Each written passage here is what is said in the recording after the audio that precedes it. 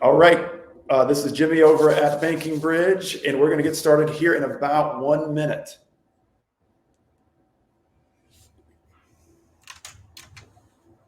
And Daniel, can you see? You can see the screen. Good there. I can see you. You can't see. You can't see. Let me share real quick. Yeah, let me share screen. There we go. Let's do this. There we go. That should work. There it is. There we go. Cool. Yeah, just to recap, we're going to start here in about 30 seconds to get things underway. It's Jimmy King over on the Banking Bridge side and Daniel Cross, so we'll get started here shortly.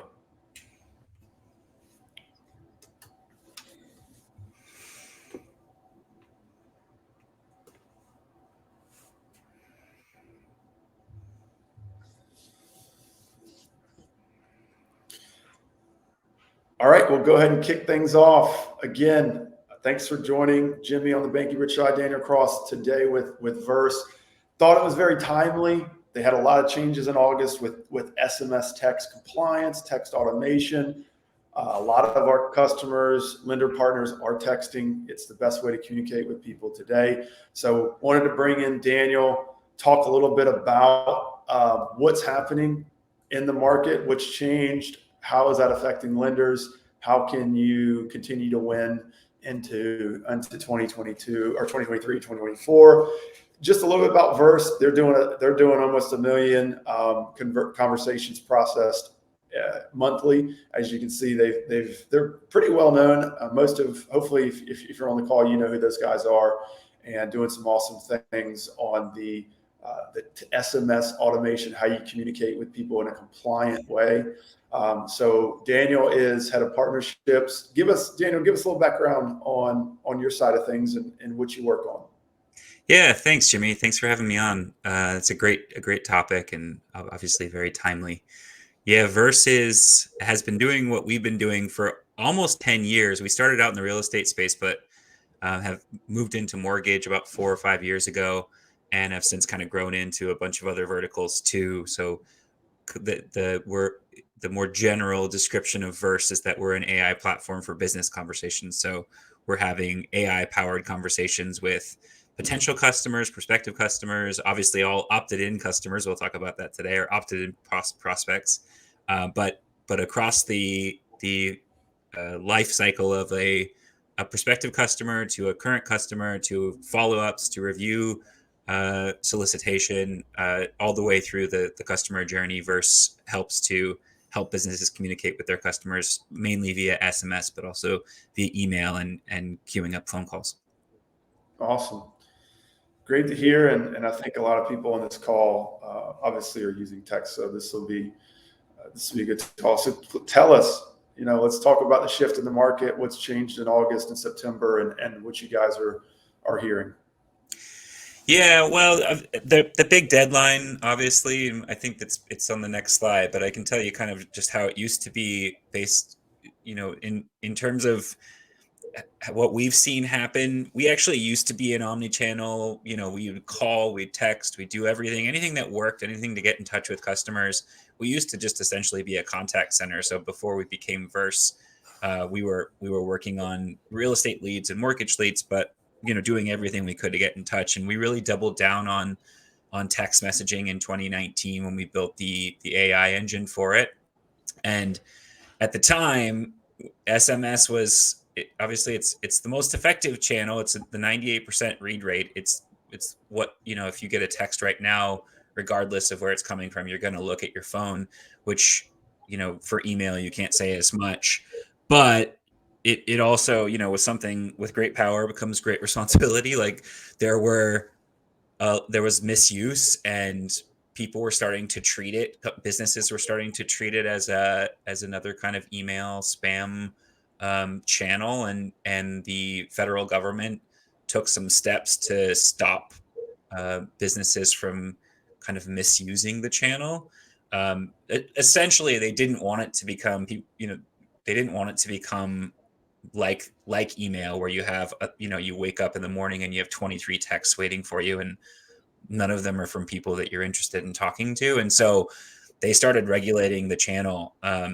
So businesses used to buy lists, and we used to get requests from people in the mortgage and real estate world who would say, who would go on Zoom Info, or who would go on, get title reps to print them out lists of thousands and thousands of people. And they treated it like the way they would treat kind of a Wild West email campaign, where they just want to send 1,000 texts, and if we get 17 responses, well, that's better than it's low lift from a labor perspective. But yeah, all of that's done, right? None of that exists anymore. It hasn't existed for a few years. But the biggest change that has happened in transitioning and is that the carriers, well, first of all, there are a lot of new proposed regulations in the federal government to try and crack down on essentially the lead generation business in general. So the ability for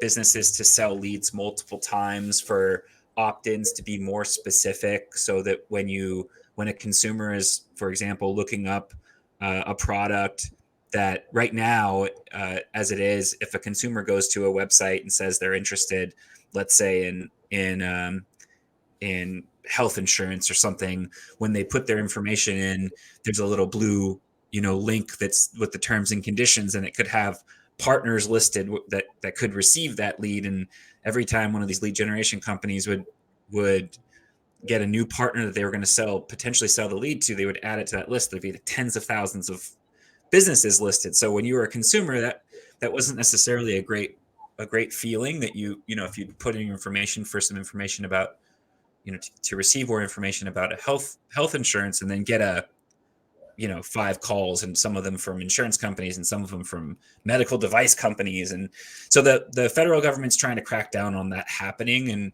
And they're also trying to crack down on receiving unwanted SMSs. And one of the ways they're doing that is by requiring businesses to register their campaigns. And as the bullet here, as you mentioned here in this bullet, they're being enforced by the carriers themselves. So Verizon, T-Mobile, AT&T, they're the ones who are kind of going farther out. They're even going stronger than the government is so far on the federal regulations, just trying to get ahead of it so that they're not in violation of any TCPA rules. And so the carriers are actually the ones that are enforcing all this stuff. And so all companies must be registered. If you want to run SMS campaigns, have to be registered. And they have to pay attention to TCR scores. They have to, and when they do register, there's going to be a process by which the carriers will actually go to your forms. They'll make sure that you're using correct language, and really they're going to start cracking down on your ability to send text messages, so that if you're not registered, if you don't go through the process, that your texts are going to start to be blocked. There's going to be deliverability issues, and you won't even always know that your texts are being blocked. You're just going to start seeing that there's less put through. Yeah. So a question I have, and also to the folks on the call, if you have questions for specifically for Daniel or myself, put those in chat, and then you can check chat with any questions specifically. So the challenge that a mortgage lender has is the ability to communicate with Verizon, T-Mobile, and AT&T. It's like trying to call Google support. Yeah, they're just never gonna. So those mortgage lenders need an advocate, and that's to talk about what you guys do. That you're kind of the advocate to talk between the mortgage lender, the carrier. You're helping you're making that process smooth. Is that kind of where you would fit in? Yeah, Jimmy, it wasn't on purpose. We didn't want to have to do it. We actually brought on a carrier relations team, and we did it in response to our trying to advocate for our customers, and having the same types of challenges. But there are back channels to communicate with these carriers, and if you have good relationships, you can get on special lists, and you can essentially shortcut that process. And so our carrier relations team, their job is to kind of monitor and audit campaigns as they go out to make sure that we're not going to get flagged and that deliverability from the beginning is at its highest level. But also when things do happen, or if things do happen, that we're able to advocate on behalf of our clients and we can use those back channels. So it ended up being a selling point that we were actually just solving the problem internally. Like how do we keep this kind of running? If some of our clients are, their scripts are flagging the carriers and things are getting blocked, how are we going to help them? But also we took it as an opportunity to say, okay, well, with this ability to have access to these carriers in a way that our customers might not, maybe that's an added value for them. And that certainly these lenders and businesses don't want to be hiring their own carrier relations people. It's too specific of a job. And it's still, you kind of, for SMS is such a powerful channel that you still should and have to use it. It's just a matter, like, outsourcing that makes a lot of sense. So yeah, Verse does. And there's a question in the chat about getting registered for text. Part of our onboarding is that we help to register businesses so that when we do start sending our campaigns, that they have high deliverability. So yeah, we do take part in the registration process.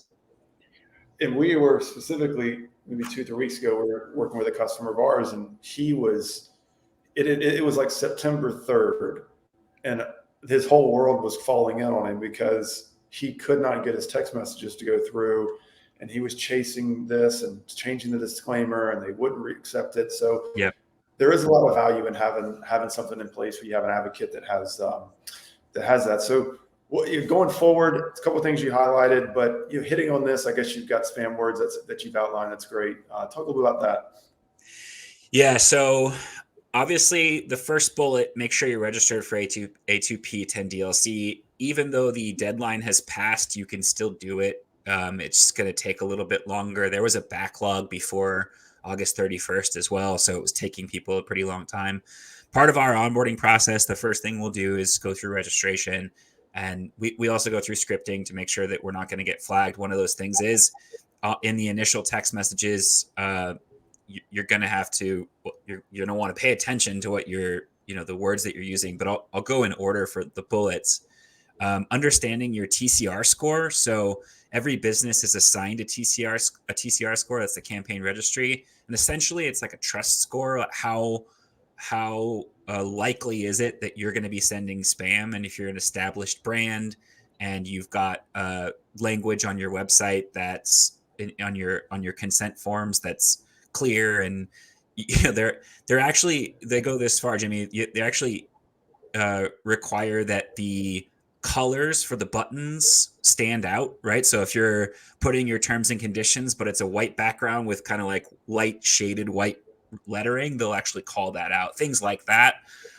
So in giving you your TCR score determines how many texts you can send per day, and they'll put a cap on it. So if you have a low TCR score, meaning maybe your pages don't have, maybe you have use funnels, or you have pages that don't have clear consent, written consent for inquiries, then you'll get a low score.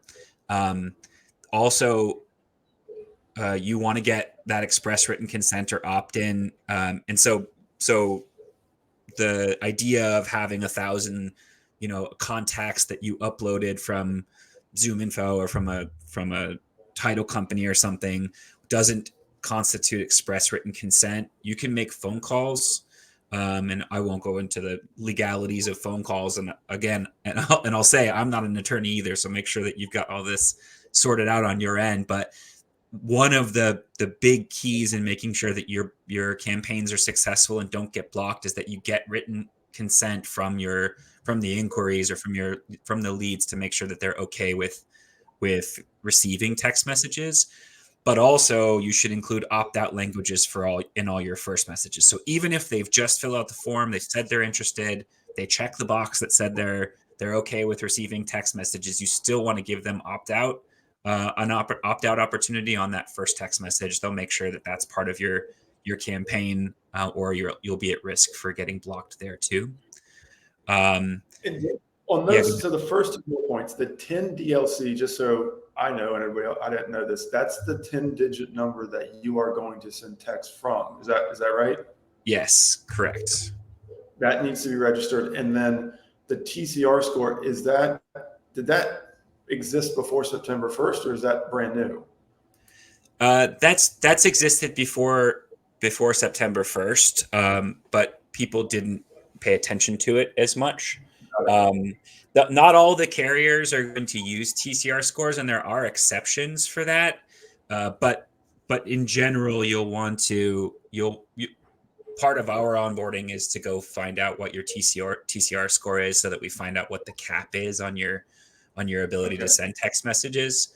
A lot of times, for most businesses, if you've been operating in a way that's legitimate, that you'll usually get far beyond what you would send kind of on a daily or monthly basis. But you do want to know what it is, just in case you do have a really low TCR score and you're only supposed to send 100 messages a day, let's say, and you're getting more than that via inbound inquiries. And What's a good score? Like, what's a good range?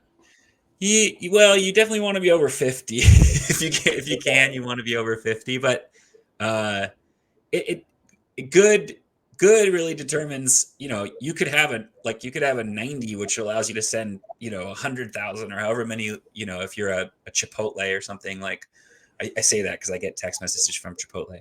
But if you're getting and they have a large number of people who are opted in, and they don't violate the terms, and they send texts only to tell you about queso deals, and I asked for those texts specifically, so they might have a huge score, and they might be able to send a lot of texts. It doesn't necessarily mean it's not like a customer rating score or something where you really want to get high. You want your score to be high, but only high enough to do what you need to do in terms of sending marketing texts. Gotcha. And then for me, think about prioritizing first party data. Define first party data. How would you use that? So the regulations as they are, and the way that the lead generation industry is moving forward with carriers, they really like you to be generating your own leads. So rather than kind of buying leads from third parties, affiliates, what you should be trying to do is focus on getting as many inquiries as you can to your own website, collecting your own inquiries, collecting your own information, rather than buying third party data or shared data. And that's just in terms of moving forward. There's nothing against in the rules right now. There's nothing against that as it stands, but there are hints at regulations in the future that third party data is going to be harder to come by, and harder to they're going to be cracking down more on it. So the best thing would be if you have the ability to collect the inquiries yourself. You're in control of all the consent. You're in control of all the language that so that as they're filling out the inquiry, that that it's a legitimate inquiry. And from a consumer perspective, it's what you want, right? You don't want to fill out a form for a home insurance quote or something, and have Geico calling you, and have four other kind of related industries calling you because somebody sold your information and sold your consent. So from a consumer perspective, it's better if we're going to a place that I actually do want to get information from, putting my information in and only getting reached out to by them. And there are a couple questions, Jimmy, if you want me to jump over the chat. No, as a current Verse client, we've taken care of everyone. So you've gotten emails about registering. If you haven't registered, there's like red alarms going off in our account management team. So they're reaching out and helping out. So everyone who's a Verse client should if you haven't done so, and if you see a bunch of emails from your account manager over the last couple of months at Verse, you should address that. But I think our adoption rate is really, really high. And then there's another question about bilingual messages to consumers. Most of our most of our inquiry, most of our text message conversations are happening in English. There are exceptions or paths that a lead or an inquiry can go down where the conversation can include some Spanish or other languages, but for the most part, they're happening in English. Mostly just to kind of keep things simple, honestly. Good. We get a lot of inquiries for that, for sure. It's just a matter of time. I think eventually we'll do it, but as it is right now, the AI is mostly geared towards speaking in English. Got it. Tell us what's winning. So what are you Yeah. guys seeing as the strategies going forward? What's the best way to kind of execute on SMS?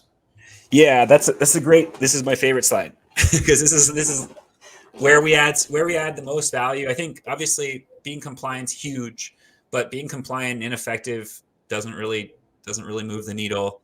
So we want to share that using SMS to convert to live transfers is one of the most popular models in all industries, which is you may have the ability to, you have a team who can answer the phone, or you have a team who's making outbound dials. Verse is not a dialer, right? So you're not outsourcing your call center to Verse necessarily. You're adding the ability to scale your two-way SMS to have SMS conversations. But the SMS conversations that Verse has almost always end with us connecting someone with someone. So an interested party with someone who can help them, an advisor or salesperson. And so the SMS conversations, a lot of them are geared toward what we call connect, which is we reach out via SMS. We say, hi, this is Alex with so-and-so. We saw you're interested in X. We'd love to chat about it, but have a couple quick questions before we can connect you. Do you have time to chat right now? And this is 24/7. So anytime an inquiry comes in, that text message is going out. And if they say, yes, I can chat, then we're having that qualifying conversation back and forth. We have the ability, our AI plus human in the loop process has the ability to, whatever they respond, if they say, yes, great, we're going to continue with the conversation. If they say, not right now, check back in a couple weeks, we say, great, we'll do that. If they say, at the hospital right now, was just waiting for my family member to come out. I don't have time to chat. Maybe check in with me. I was just curious about rates. We get things like that, right? These kind of things that require these responses that require empathy and require kind of intelligence. Some of those will route to our human concierges and will obviously show empathy, but continue to follow up. And sometimes automation can take it too. But ultimately, the goal of that conversation, once we get through qualifying, is to get them connected. So using SMS to start the conversation, obviously they're going to read it more likely. They're going to read an SMS 98% of the time, and they're going to answer the phone about 17% of the time from a number that they don't know.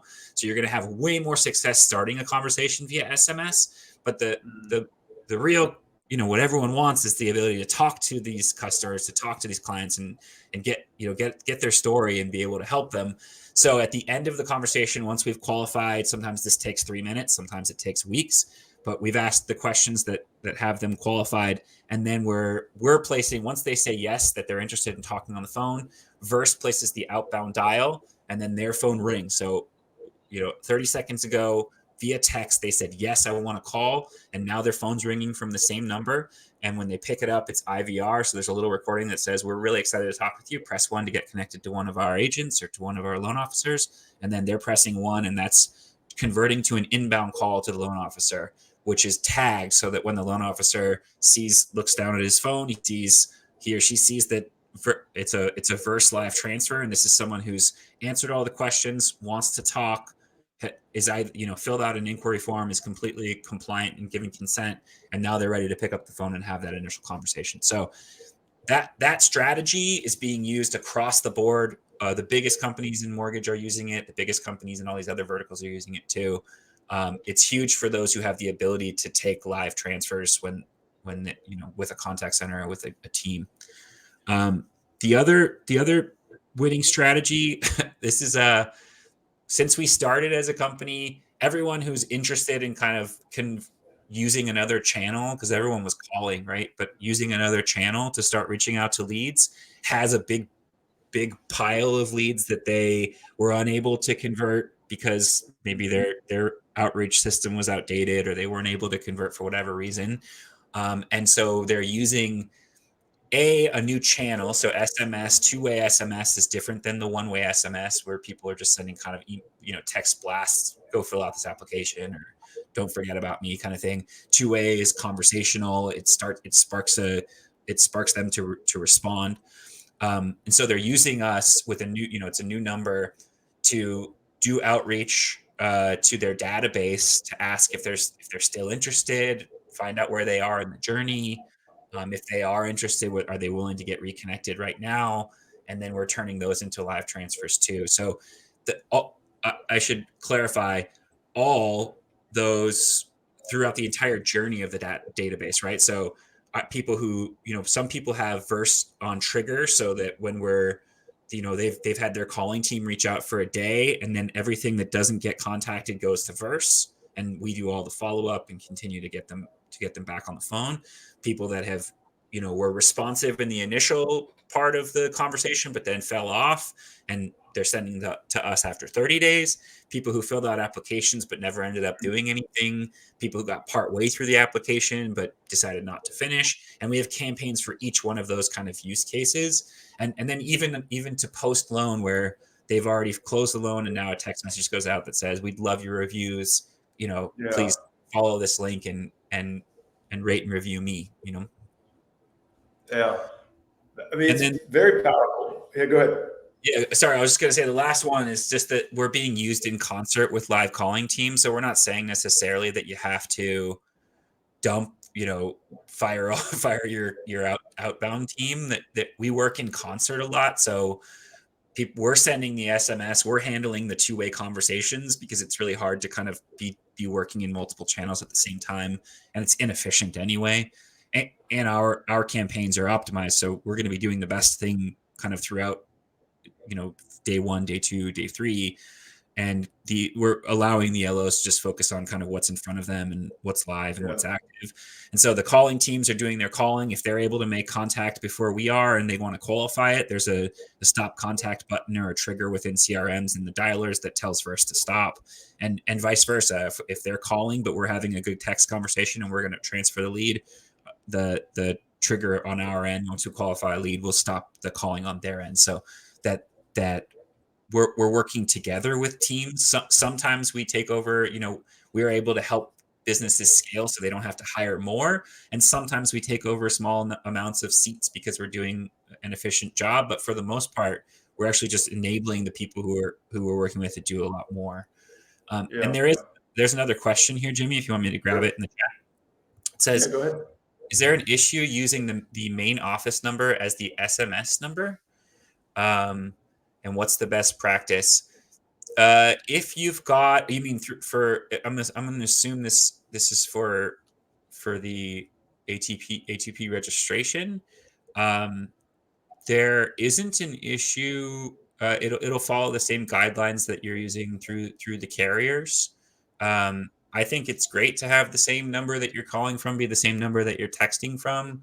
There's data to show that that's helpful. But yeah, no issue there if it's kind of person to person, if that's the question or if I understand the question correctly. And question on my side. So how does Verse sit within the CRM? If you can talk a little bit about, does an LO actually know it's actually in there? Is it something they just see as an enhancement in the CRM so it keeps their life simple? Can you talk a little about how you guys integrate and like where you integrate typically? Yeah, that's a great question. So we're integrated with CRMs. So the CRM is our source of truth for the most part. So the flow usually is a CRM. The lead will hit the CRM. The CRM triggers first to do what we do. There is the potential for us to be live, kind of feeding back each text. So each text that comes in and each text that comes out, depending on your needs and what you need, like how involved you want that to be, that's possible. I wouldn't say most, but I would say a large portion of the the integrations that we're working with the CRMs are waiting until that we've qualified a lead and then posting the conversation to notes, or posting our notes to their notes. From an LO's view, seeing what's happening with Verse, we also have our own dashboard. I know you don't want to jump into our dashboard, but and jump into another dashboard, but you through our dashboard, you have the ability to watch the conversation the whole way if you want to jump in and see that. For the most part, it's if you want to envision it as outsourcing this process to Verse, already having approved all the scripts, already having approved kind of how the flow would go, knowing that when a qualification happens, the CRM gets updated, the fields get updated, stages get updated. If updating that stage results in a new journey being created for email or for anything else, all of that happens. It's as if an assistant is living in the CRM and kind of doing all of that stuff, typing all of those things and updating everything. But the question of, can an LO come in and see the conversation as it's happening, depends on the integration. You can do that in the Verse dashboard for sure, but you may or may not be able to do that within the integration that you have, and depending on the CRM. Got it. So you've got compliance covered with archiving conversations from start to finish. You've got some access for LOs to view where they can just continue to go into their CRM, which they're used to, and they don't have to go into Verse. Correct. And then really you're working with the whether it's the marketing team or the leadership team to implement the cadence, the automation behind the scenes, so that it just works. Like you get a new lead in, it comes from Bankrate or your website, it hits a certain stage or place in the CRM that triggers an SMS campaign to start going out, and then whatever happens in that text message is what kicks off the next SMS conversation. Is that kind of how you guys fit in there? That's exactly right. Yeah. Yeah. It seems like sometimes, it's a great thing that the loan officers don't have to learn a new system, and that the marketing leadership can kind of put together their campaigns and do best practices that you guys see working for the bigger companies. And this is more of like, the slide here is, if you're using Banking Bridge in conjunction with something like Verse, where you have, or a service where you can send out text automation, the big value where we see, and we want to continue to stay compliant in that, is doing the instant rate quotes, where the lead comes in from the CRM. You can send that lead data over to Banking Bridge. We create the instant rate quote and that dashboard experience, and then you can text that dashboard to the lead, where you can have your text messaging wording that says, "Hey, check out your rate." That's an example of a use case where you can use SMS. You can stay compliant. You can have all the wording in there that you need to have for that side of it. And then weekly rate updates, sending out those rate updates, that whether it's their dashboard via text message, is so much more powerful.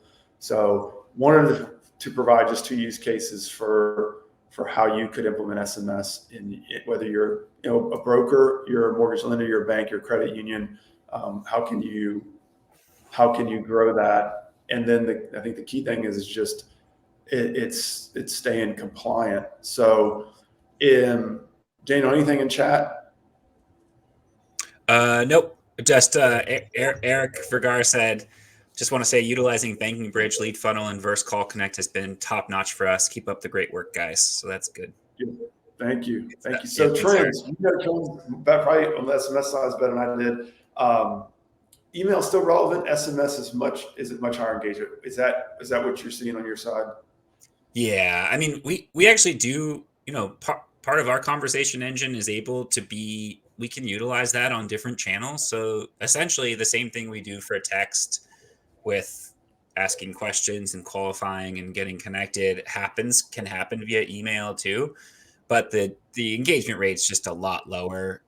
So SMS is still where it's at. It's there's a hesitancy. We see it all the time. There's a hesitancy for executives and leadership to adopt kind of more aggressive SMS marketing and campaigning, partly just because they're not sure about compliance. And the federal government hasn't done much to alleviate those concerns, and that there's a lot of different and even states have their own regulations that they're working on. So it is in some ways it's a bit unknown, and so they're nervous about it. And part of what we're trying to do is say, well, it's first of all, it's worth it. So even if there is hesitancy, it's worth understanding how to take advantage of it, because it's very, very powerful. So the engagement's still really high. It's being used for a lot of different things. We see QR codes can go straight to SMS, so you can get opt-in via QR codes. So direct mail and advertising, you're going to start, because right now, an example for QR codes. Right now, if you're at a stadium and a QR code comes up to scan, or if you're seeing a billboard as you're walking by, or even on public transportation or anything like that, you have the ability to scan, and it goes straight to a URL, usually, right? Like a landing page where you're filling out your information. You have the ability to use QR codes to scan straight to an SMS conversation. So you're skipping that step, and you can start, because the consumer is the one initiating the SMS, that you can start responding right away, and you just shortcut it to a conversation. So things like that. There's a lot of uses. There are public utilities, like in where I live in North County, San Diego. I pay my trash and water by saying okay. I respond okay to a text message. So the ability for us to take on a bunch of different use cases is huge. The ability for businesses, especially in the mortgage world, to send reminders, to kind of stay on track along the way, or the life cycle of a borrower, is just going to get more powerful. But new rules are going to kind of make it harder to start conversations if they're shady. Or ultimately, we're kind of a fan of everything that's happening, right? It's like what happened before, or what used to exist, was the ability for people to kind of misuse the platform. And if you start getting random texts from people, and it starts happening kind of multiple times a day, it's just going to dilute the power of the channel. And we don't want that. Like, we want it to remain a place where you have the highest level conversations, and that you do value, and you still read 98% of them. So we're happy that the regulation is happening, and I think businesses that are compliant should lean into that even more, and say, we are too, and we're not gonna abuse it. And you're gonna see more regulations about the ability for businesses to text consumers. You're gonna see some tightening on that, but if you're getting your leads the right way, and you're kind of following the rules, for the most part, all the good actors are going to win in this wave. Yeah. Even now you can tell there's a reduction in spam that you get, here we are, September 21st. Yeah. Awesome. My takeaway on this is the fact that there's less spam allows you, when you do get a text message, you're much more engaged in it. So it goes back to your point. You feel like if they've eliminated 90% of the spam, and you're utilizing SMS in a compliant way, you're going to have higher contact rates. So adopting that is definitely something the mortgage originators need to get on top of. How do we reach you, Daniel? Tell us best ways to get in touch with Verse if they are looking for, if it's a demo or just interested in learn more. Yeah, reach out. You can reach out to me personally. I'm happy to connect you with someone on our account executive team who can show you kind of what it looks like under the hood. Feel free to reach out to me on LinkedIn as well. I'm on there. I'm pretty active there. And go to the website, check it out. If you do end up finding yourself in a demo, if you mention this there, and they mention it to me, we'll see what we can do about helping you out in any way. But in general, we're just really grateful for you, Jimmy, and for having us on here and giving us this platform, because we love talking about this stuff, and we love being leaders in it. So thank you. Yeah, thanks for joining. And any other questions, we'll give it 10 seconds here, drop them in chat. And if not, thanks for joining. And we'll catch you hopefully on the next month. Oh, Jimmy, I have one more tip before we go, because I meant to say it on the last slide, but if anyone's still sticking around, we have a known litigator filter. This is one of those crazy things that you see at these conferences. There's like full booth of there are these filters because one of the reasons why spam is decreased is because people are getting sued. And if you don't want to get sued, one of the things that Verse provides is a known litigator filter, but you don't need Verse for that. So if you are going to take this on your own and you do want to do it yourself and you don't want to use us, make sure you are using a known litigator filter, because they will submit inquiries and then try to catch you doing something that you're not supposed to do and sue you. So use that regardless. Yeah. Yeah. You saved that to the end. Oh my I know. God. I probably should have put that in somewhere. Yeah. Anyone who is loyal enough to hang around, you get that. Right. They got the tip. They got the $1 million tidbit. Yeah, sweet piece of advice. That's awesome, Daniel. Thanks for hopping on. Great time. Thank you. See you. Bye. Bye.